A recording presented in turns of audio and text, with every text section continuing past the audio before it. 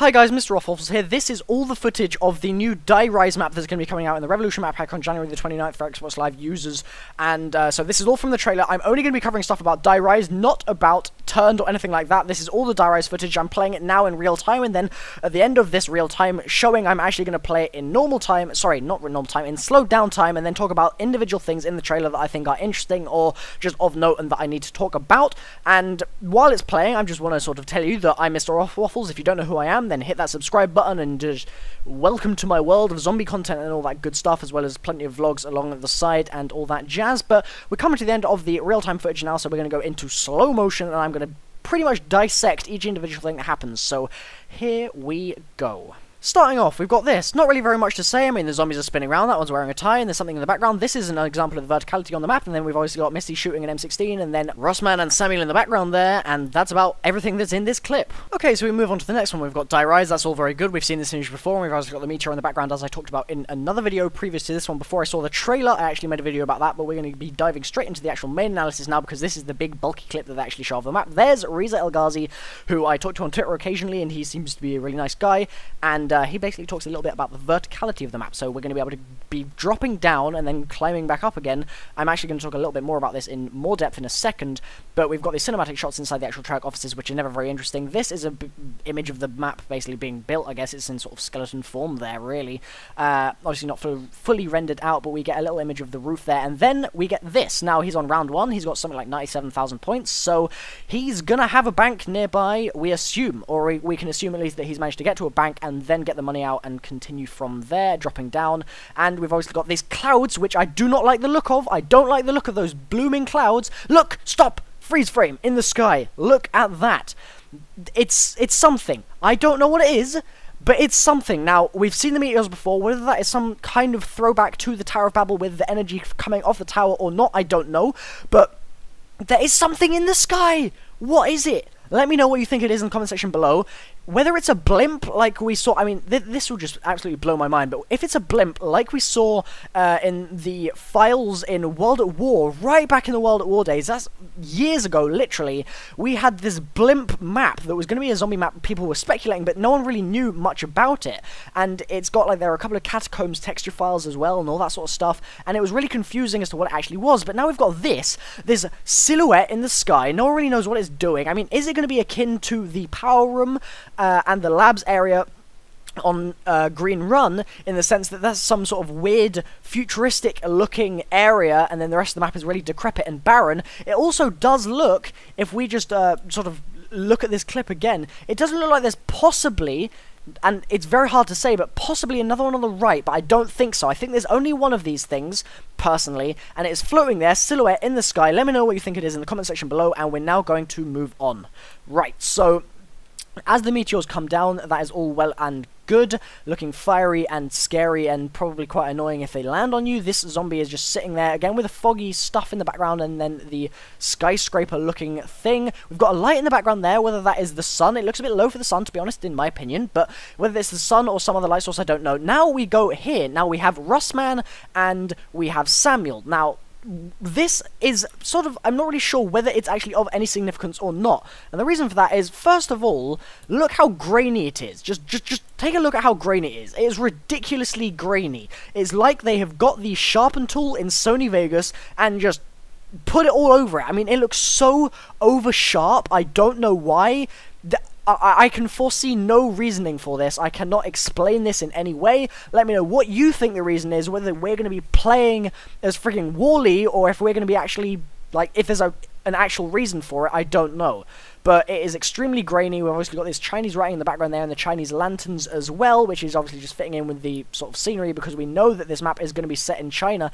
And if we look right at the beginning of this clip, there is something white and bright outside on what looks like a wall through a window. I don't know what that is, probably just a light or lamp of some sort, but who knows. We then move on to the next clip. It's got Misty's buttocks and Rossman, and they're creeping along as you do. There's some blood on the floor by the look of it, and what looks like a sewing machine, in my opinion. On the table, I think this is probably going to be some kind of sweatshop, although I really don't know. I mean, that is an absolute complete and utter guess.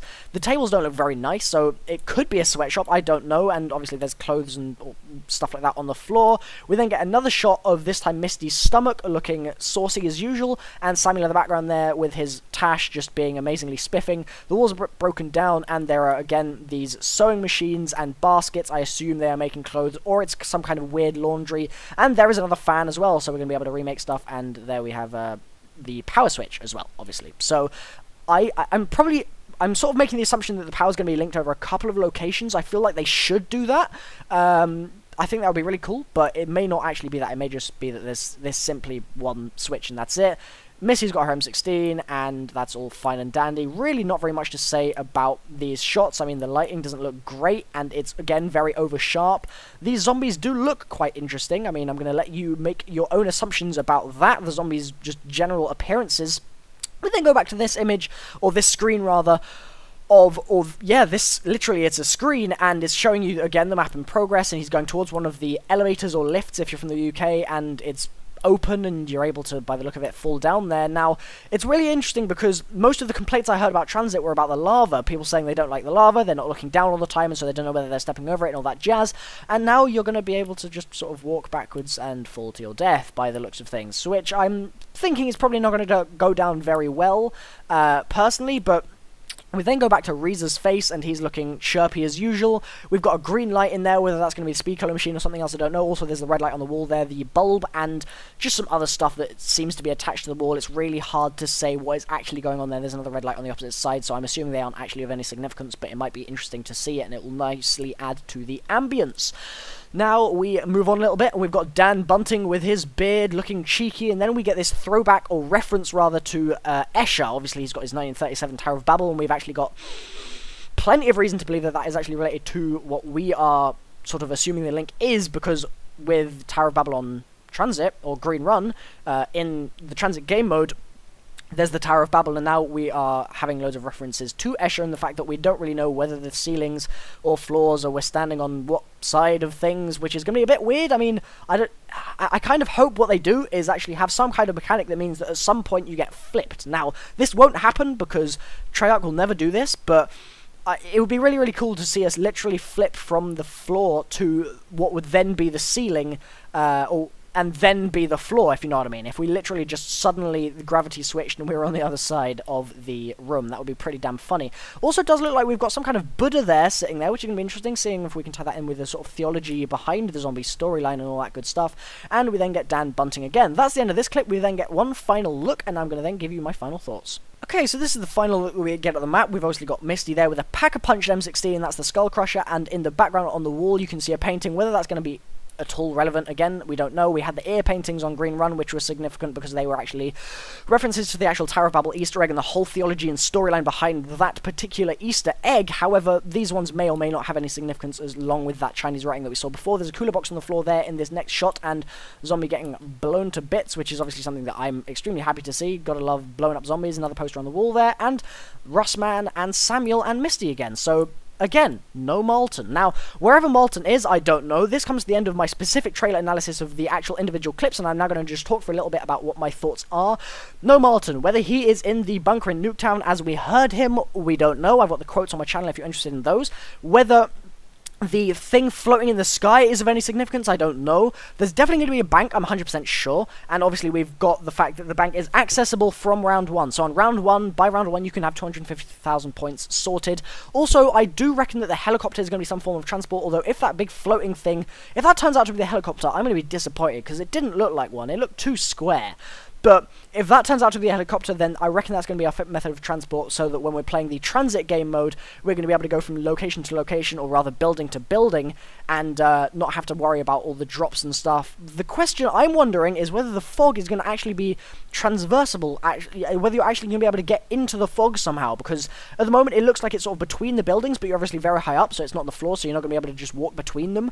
But maybe there are going to be some collapsed sort of stairways or something, or just some way of getting between the buildings that means you have to go through the fog, and there are going to either be denizens, although I very much doubt it because that was to do with the iridium and stuff that was at Green Run.